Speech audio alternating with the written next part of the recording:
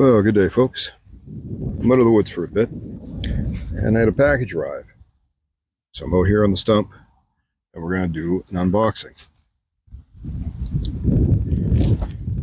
This comes by way of, I don't even want to try and pronounce that name, but there's the name. This comes from Kiev, Ukraine. So this will be my first BPS knife. And it is the BPS Adventurer. So we're gonna, this sucker is packaged. We're gonna open this up and have a look. With any luck. Now this is just gonna be an unboxing and initial impressions. I'll be heading back to the woods later on in the week. And we will do some testing then. And I'll film that, but for today we're going to unbox it and just see what I think of it. These are available on Amazon. Amazon CA, they're going for about, around $100. I ordered this one directly from Ukraine. So, with exchange, taxes, shipping, it was they charged American funds. So with the exchange, with the shipping, with the duty and taxes and everything, came to, I don't know, 75 or 80. So I saved a little bit doing it that way, but it took quite a bit longer to get it.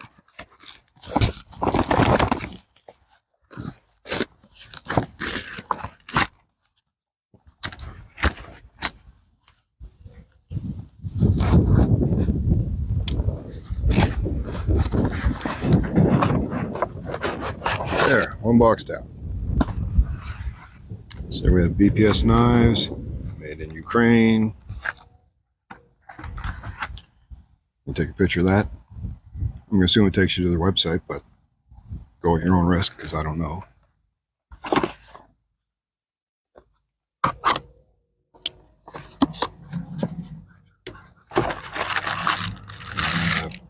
going to assume a knife and a sheath. And there you go, a ferro rod tucked away in the sheath. So there's our ferro rod. Comes with, I believe, walnut or a handle. Not too bad. Here's your sheath.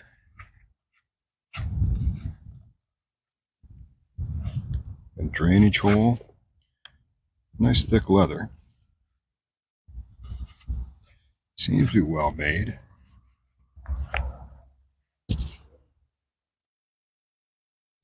Doesn't smell as nice as a buck sheath, but you have a dangler and you have a belt loop.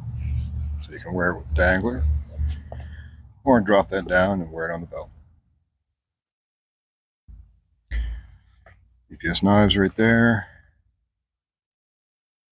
Stitching looks pretty good.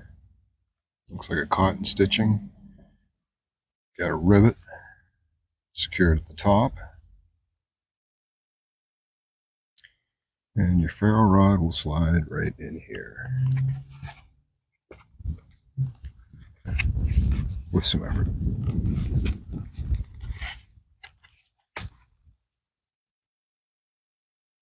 You can't say it's not in there good and tight.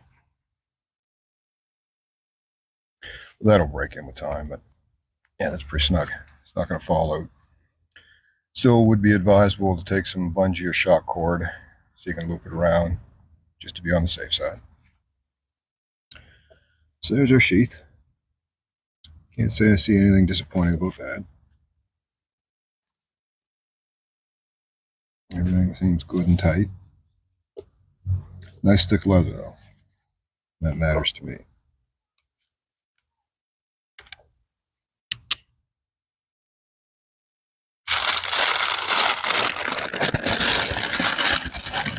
Up in the paper. Set that aside. Hopefully the wind doesn't blow it away. And we have BPS knives, Looks like a sticker. The three other knives there, and if you can read that, it probably tells you what each knife is maybe, or may just say BPS. Put that over here. And a napkin. So I'm assuming this thing is going to be greased up. Comes with a piece of cardboard. There we have it. Yeah, we got some packing grease on there, which is good because this is a 1066, if I remember right, carbon steel blade. But I definitely didn't want to rust during shipping.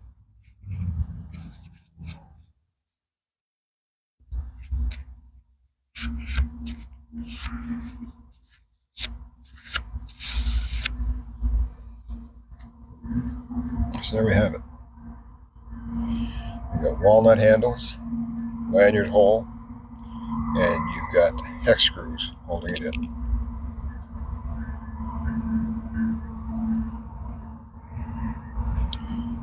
Everything looks pretty good tight here. No major gapping. Everything looks aligned well. It just occurred to me when I forgot something to measure with. So give me 2 seconds, I'll be right back. There we go. With the magic of the pause button, it didn't even take 2 seconds. So you've got an overall length of right about 10 inches, or since we are in the north, it's cut, can't use that, 10 inches. Handle length is about 4 3/4. Blade length is about 5 1/4. You've got a small choil with a cutting edge just shy of 5 inches.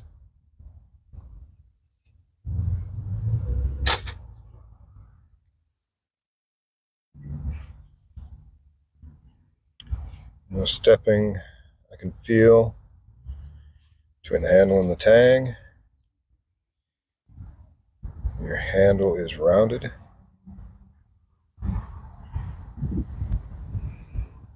Nice grip. Now I've got medium-sized hands, so you can see there's a bit left over there, which isn't too bad.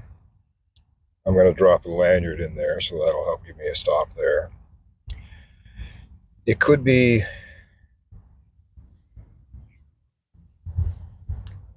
I wouldn't mind a deeper handle. That's not really completely filling my hand. I could stand for a beefier handle.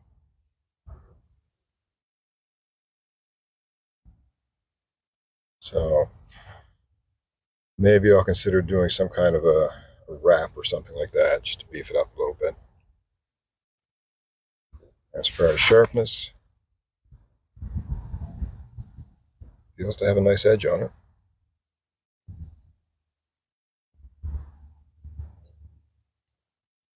Looks like we've got a nice squared spine. Let's give that ferro rod a test.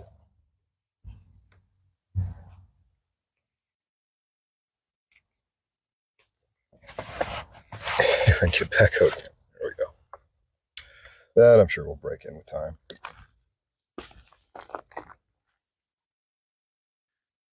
Now we've got to clean that off a bit. Yeah, lots of bite to that edge. I can feel that.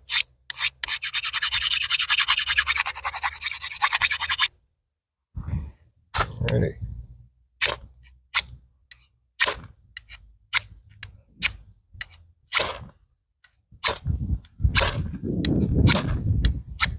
Let's attack it fairly good.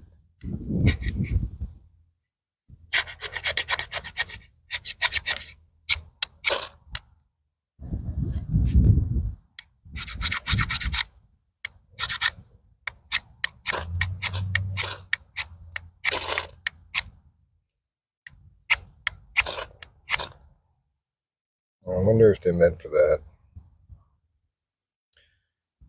fits in there just right, but I don't know. Yeah, I don't think I'd want to use that.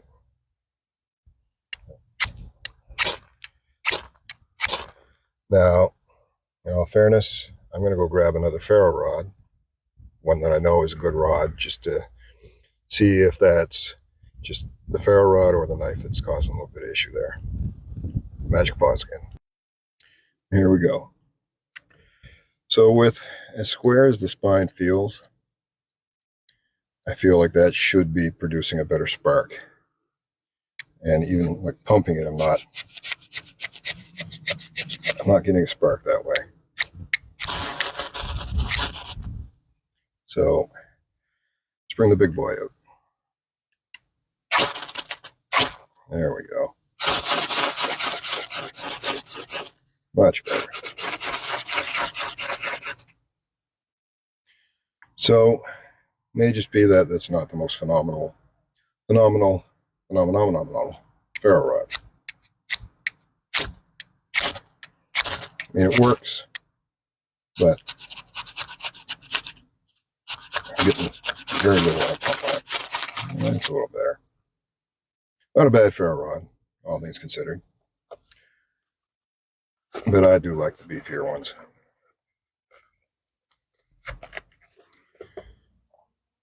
Take a moment and clean our knife off. At least clean that gunk off when you use your ferro rod. Okay, how's it fit in the sheath? Now there's no liner on the sheath. You have to be mindful of your stitching. It's in there good. Draws well.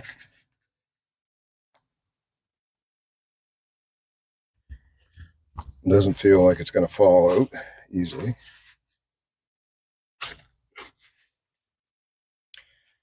So, pretty good sheath, I would say.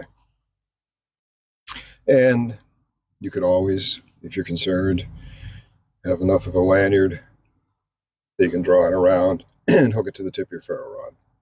And that would help secure your knife too. Let's pause for a minute, adjust the camera, and we'll put it on and see how it wears. Okay, mode 1 with your dangler. So there it is. It's going to flop around, which is good if you're driving in your truck, your car, side-by-side, four-wheel or something like that, so that when you sit down, the knife can move to the side, move to the front, move to the back, whatever. It's not going to be jammed up into your ribs. That's good. Some people may not like it when they're walking. It's going to flop a bit when they walk. Summertime, I can see that being an issue. This time of year, it's cooling off. You're probably going to have a coat on. So that is not going to be as much of an issue because that's going to help hold the knife to your side a little bit. Plus, it's lower, so you can draw it. Like if you've got a long coat on, you don't have to hike the coat way up in order to draw it. It's into the sheath well, draws well. That would probably be my preferred carry. So we will pause and go with the belt loop. And here's your belt loop carry. So it doesn't ride that high really. If I sit down, I mean, I can feel it touching my ribs, but I don't. It might be if I sit down in a vehicle. I mean, there's room. I've got about a 1.5 inch belt on. So there's room for it to move forward or backwards a bit. So I don't think, I mean, when you first sit down, it might jam you or something like that, but I think that should be all right. It's going to come out of the way enough. It's a high draw.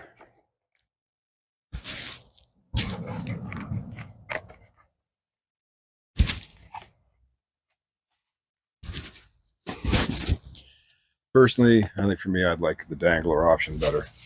Then you can see, you can just have the dangler tucked away at the side there. So, not too bad.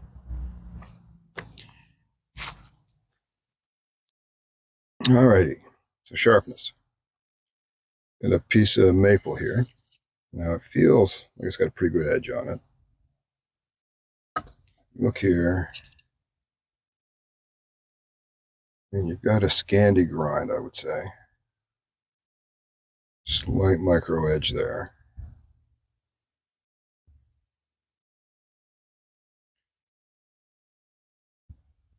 Let's see what it'll do to a piece of maple.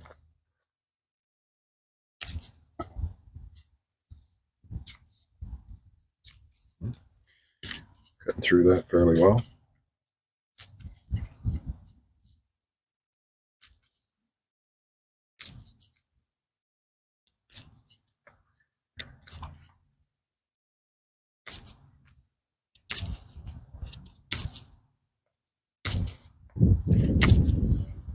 So it seems to have a decent edge out of the box.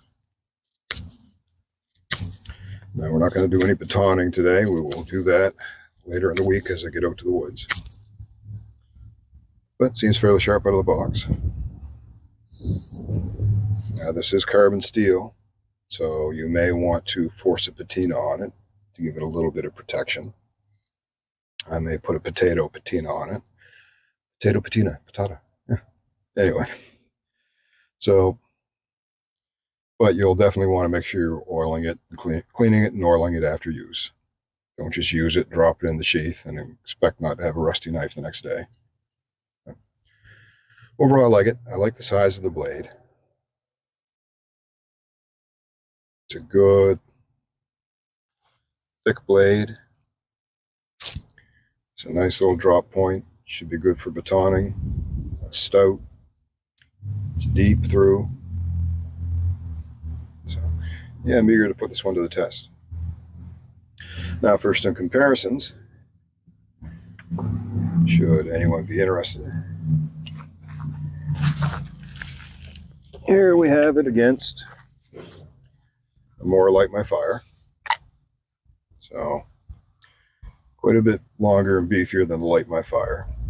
Handle length is roughly about the same, but major difference with the blade. How about a more bushcraft? You got a longer and beefier handle with the more bushcraft. That's a little more my speed. Blade wise, you got a longer, deeper blade. By a good inch, it looks like.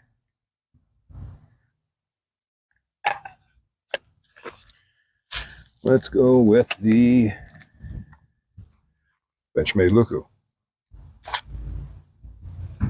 Now we're getting a little bit closer. So you're pretty close in the handle.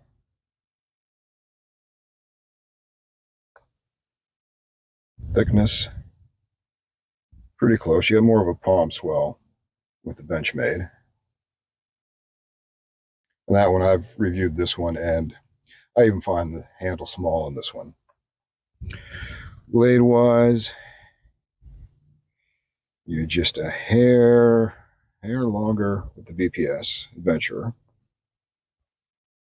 and a touch deeper too. Blade thickness, looks like the Luku has it on thickness by a millimeter or two. And it's a full Tang knife too. You just, I watched somebody in a video peel this entire cover off. It's a full Tang knife. So that's your closest comparison. We fish these down here. I got one more. And that will be Buck 119. More of a hunting knife than a bushcraft knife, in my opinion. But, you know what? It's giving the 19 a run. It's got more of a handle than the 19. The 19 has maybe a half an inch more blade. The Luku has the deeper blade of the two. But the 119 definitely has it on the thickness by almost a half, I would say.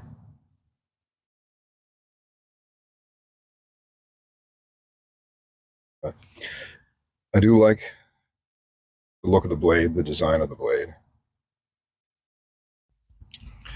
The handle's comfortable.